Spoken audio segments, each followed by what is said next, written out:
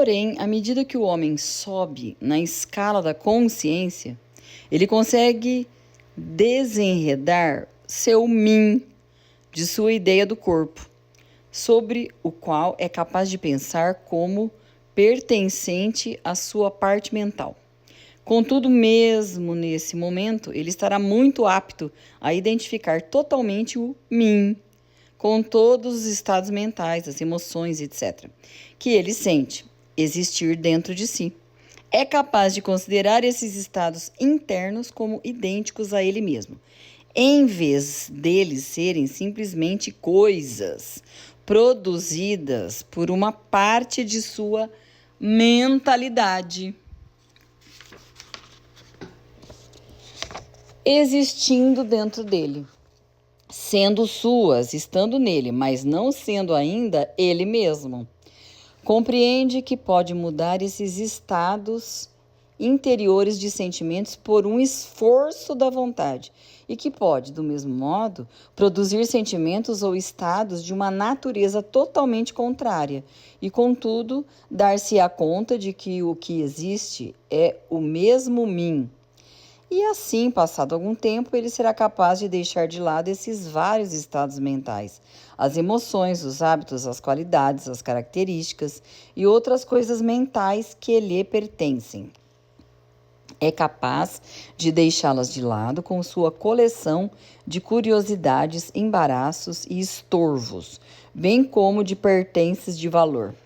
Isto requer muita concentração mental e poderes de análise mental da parte do estudante. Porém, mesmo assim, a tarefa é possível para os estudantes avançados, e mesmo os que não atingiram esse nível podem ver, em imaginação, como o processo pode ser realizado. Depois que o processo de deixar de lado foi executado, o estudante terá o domínio consciente de um ser que pode ser considerado em seus dois aspectos de eu e de mim. O mim será percebido como uma coisa mental em que pensamentos, ideias, emoções, sensações e outros estados mentais são produzidos. Pode ser considerado como o núcleo mental, como o chamavam os antigos, capaz de gerar rebentos mentais. Manifesta-se a consciência como um mim, dotado de poderes latentes de criação e geração de progênies mentais das mais diversas naturezas. Sente-se que suas forças de energia criadora são enormes, contudo, parece ser consciente de que deve receber alguma forma de energia, quer de seu eu acompanhante, quer de algum outro eu, antes de conseguir trazer à existência suas criações mentais. Essa consciência traz consigo a consciência de uma enorme capacidade para a operação mental e habilidade criativa. O estudante, porém, não demora a descobrir que isso não é tudo que ele encontra em sua consciência interior. Percebe que existe ali um algo mental que é capaz de querer que o mim atue em consonância em certas linhas criativas e que também é capaz de colocar-se à parte e testemunhar a criação mental. Ensinam-lhe a chamar essa parte de si próprio como seu eu. Ele não encontra aí a consciência de uma capacidade de gerar e criar ativamente, no sentido do processo gradual comum às operações mentais, mas o sentido e a consciência da capacidade de projetar uma energia que vai do eu para o mim, um processo de querer que a criação mental comece e continue. Ele também percebe que o eu é capaz de colocar-se à parte e testemunhar a criação e a geração mental do mim.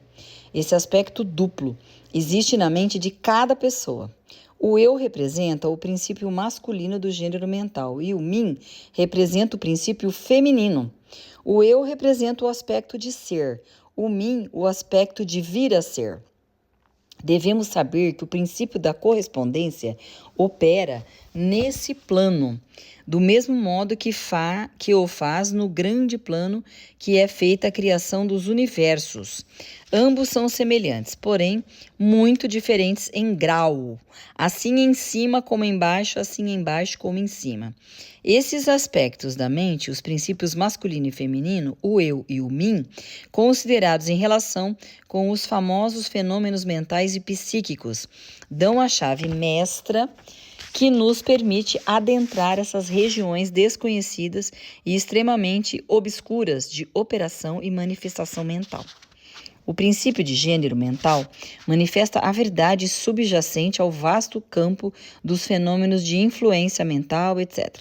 A tendência do princípio feminino consiste sempre em receber impressões, ao passo que a tendência do princípio masculino consiste sempre em dá-las ou exprimi-las. O princípio feminino tem um campo de operação muito mais variado que o princípio masculino. O princípio feminino conduz o trabalho da geração de novos pensamentos, conceitos, ideias, inclusive as obras da imaginação. O princípio masculino contenta-se com o trabalho da vontade, em suas diversas fases, e assim, sem o auxílio ativo da vontade do princípio masculino, o princípio feminino pode contentar-se com a geração de imagens mentais que são o resultado de impressões recebidas de fora, em vez de produzir criações mentais originais. As pessoas que conseguem prestar atenção ininterrupta a um determinado assunto empregam ativamente os dois princípios mentais, o feminino para o trabalho ativo de geração mental e a vontade masculina para estimular e energizar a porção criativa da mente. A maioria das pessoas realmente emprega o princípio masculino com parcimônia e dão-se por satisfeitas em viver de acordo com os pensamentos e as ideias instiladas em seu mim a partir do eu de outras mentes. Não nos move aqui, porém, a intenção de insistir nessa fase do tema, que pode ser estudada em qualquer bom manual de psicologia, com a chave que demos ao leitor no que diz respeito ao gênero mental. O estudante dos fenômenos psíquicos está ciente dos admiráveis fenômenos classificados sob o título de telepatia, transmissão de pensamento, influência mental, sugestão, hipnotismo, etc. Muitos buscaram uma explicação dessas várias fases de fenômenos nas teorias de diversos mestres que preconizam a mente dual. Em certa medida estão certos, porque há claramente uma manifestação de duas fases distintas da atividade mental. Porém, se esses estudantes considerarem essas mentes duplas à luz de preceitos herméticos a respeito das vibrações e do gênero mental, entenderão que tem em suas mãos a chave que com tanto esforço haviam buscado.